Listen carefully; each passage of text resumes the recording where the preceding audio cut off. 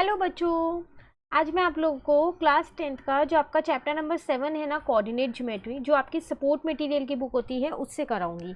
ये चैप्टर हम स्टार्ट तो पहले ही कर चुके हैं इस बुक से। इस चैप्टर को हमने एनसीईआरटी से भी पूरा कर रखा है, प्लस इसके जो एक्स्ट्रा क्वेश्चन है, जो इंपॉर्टेंट क्वेश्चन है, हमने वो भी कर रखे हैं। ठीक है, दोनों की लिंक मैं आप लोगों को नीचे दूंगी डिस्क्रिप्शन में, आप वहाँ से देख लीजिएगा।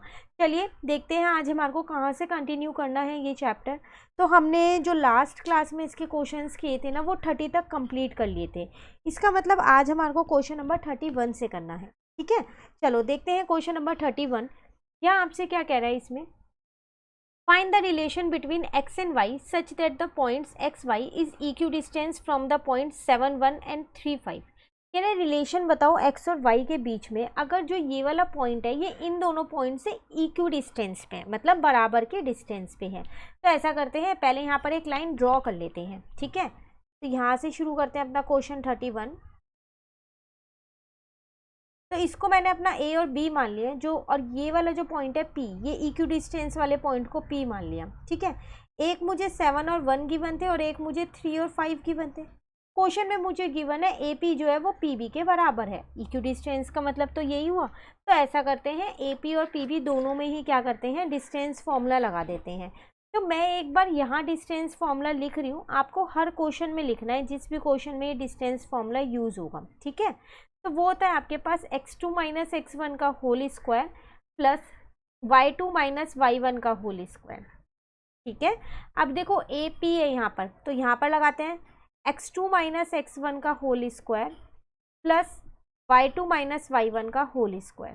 ठीक है, अब पी बी में लगा रही हूँ मैं, तो x2 माइनस x1 का whole square plus y2 minus y1 का होल स्क्वायर। ठीक है, आप देख रहे हैं आमने सामने दोनों ही जगह रूट है, तो मैंने क्या किया यहाँ स्क्वायरिंग बोथ साइड, SBS का मतलब स्क्वायरिंग बोथ साइड। तो ये रूट कट जाएगा दोनों जगह से, आ जाएगा x माइनस 7 का whole square plus y minus 1 का होल स्क्वायर। यहाँ आ जाएगा 3 माइनस एक्स का होल स्क्वायर और यहाँ आ जाएगा 5 माइनस वाई का होल स्क्वायर। ठीक है, अब मैं यहाँ आइडेंटिटीज लगा रही हूँ, जो लगा रही हूँ वो मैं यहाँ पर लिख रही हूँ। ठीक है, तो a माइनस बी का होल स्क्वायर वो होता है आपके पास a स्क्वायर प्लस का b स्क्वायर माइनस का 2ab। क्लियर, तो a स्क्वायर प्लस का b स्क्वायर मतलब 7 का स्क्वायर 49 माइनस 2ab मतलब 14x। इस वाले ब्रैकेट में लगाई a स्क्वायर प्लस का b स्क्वायर माइनस का 2ab। ठीक है, अब इस वाले ब्रैकेट में लगाया a स्क्वायर प्लस का b स्क्वायर माइनस का 2ab। अब इस वाले ब्रैकेट में लगाया a स्क्वायर प्लस का b स्क्वायर माइनस का 2ab। क्लियर है, जो जिससे कट हो रहा है कट कर दो, जैसे एक्स स्क्वायर से एक्स स्क्वायर कट हो गया, वाई स्क्वायर से वाई स्क्वायर कट हो गया, बाकी नहीं कट हो रहा है छोड़ दो। 49 प्लस 1 50 हो जाएगा, माइनस का 14x हो जाएगा और माइनस का 2y हो जाएगा। अब 9 प्लस 25 34 हो जाएगा, माइनस का 6x और माइनस का 10y। मैंने क्या किया, 34 को मैं इधर ही ले आई हूँ और x वाली टर्म को भी मैं इधर ही ले आई हूँ, y वाली टर्म को उधर ले गई। ठीक है ना यहाँ तक। अब 50 में से 34 जाएगा तो 16, 14 में से 6 जाएगा तो 8x बचेगा, 10 में से 2 जाएगा तो 8 बचेगा, लेकिन माइनस का बचेगा क्योंकि 10 के आगे माइनस का साइन है। ठीक है, यहाँ से मैंने क्या किया, 8 कॉमन ले लेती हूँ 2 की जगह, आसानी से आ रहा है 8 कॉमन। तो यहाँ बचा 2 माइनस एक्स और यहाँ आ जाएगा माइनस का 8y। तो 2 minus x is equals to minus 8y upon में 2। इसको इससे काटेंगे तो कितना आ जाएगा आपके पास, अच्छा यहाँ 8 लिया है आपने ना कॉमन, 1 आ जाएगा। तो इसका मतलब 2 minus x is equal to minus का वाई। अब आपका बन क्या जाएगा, इस x को उधर ले जाओ, x minus y is equal to 2। ये आपकी क्या बन गई है, इक्वेशन। रिलेशन बताना है ना, तो रिलेशन मतलब आपको इक्वेशन ही निकालनी थी। क्लियर है, कहीं भी डाउट हो ना कमेंट करके पूछ लेना। नेक्स्ट क्वेश्चन 32 आपके पास है, find the ratio in which the segment joining the points 1, -3 and 4, 5 is divided by x axis.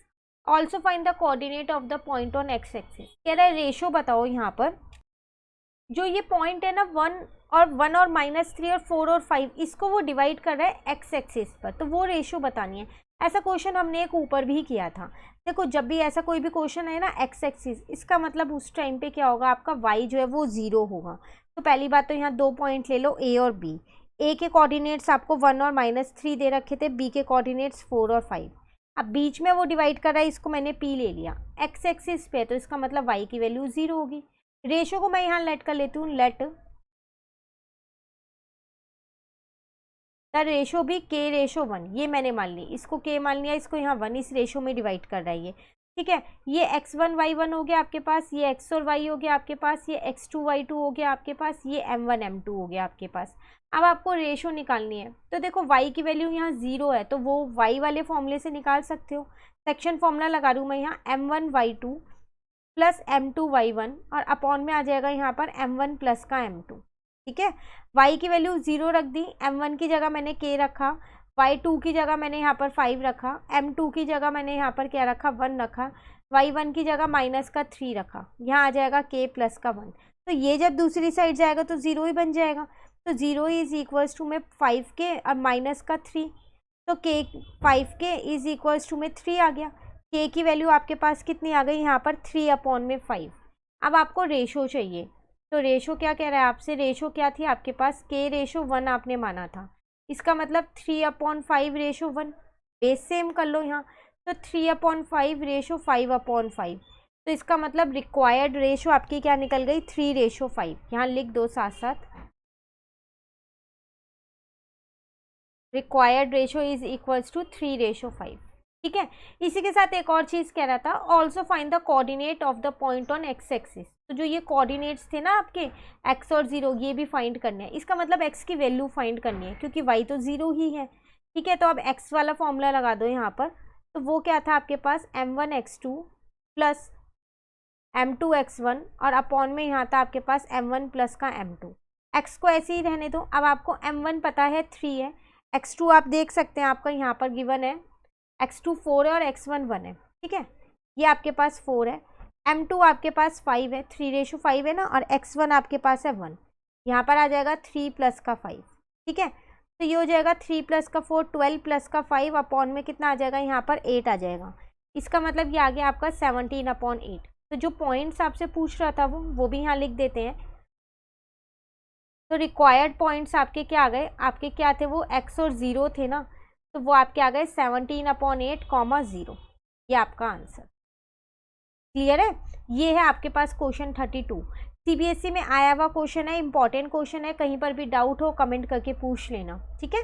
चलिए नेक्स्ट क्वेश्चन 33 पे आते हैं। यहाँ आपसे कह रहा है what is the value of a की वैल्यू बतानी है if the point this and this are equidistant from the point. Equidistant वाला क्वेश्चन अभी ऊपर भी किया है हमने, है ना, तो ऐसे ही क्वेश्चन है, बस यहाँ ए की वैल्यू निकालनी है। पहले एक लाइन बनाते हैं यहाँ पर,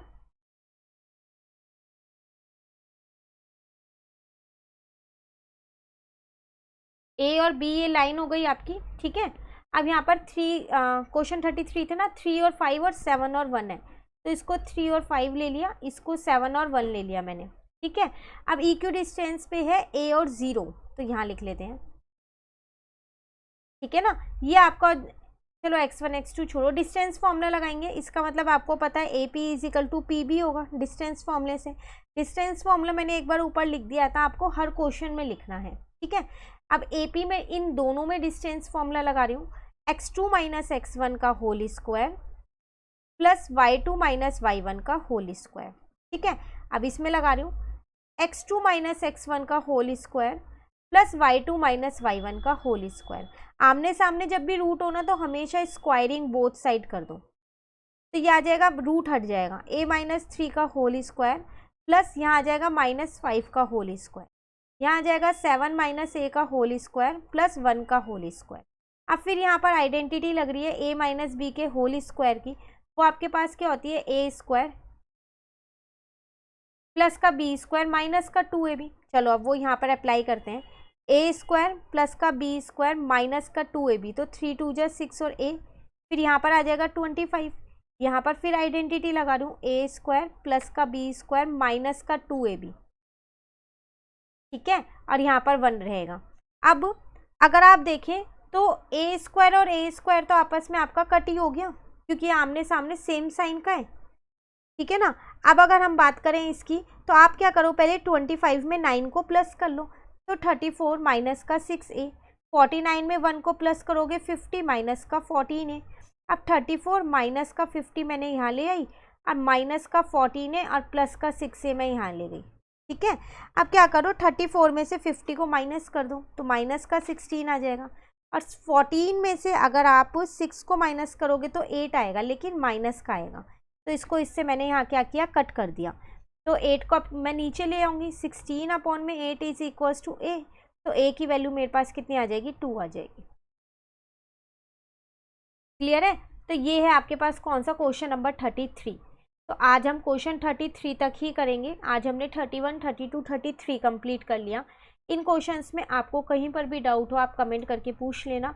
और अगर आपको वीडियो अच्छी लगी तो आप इसको लाइक ज़रूर कीजिएगा और मेरे चैनल को सब्सक्राइब कीजिए।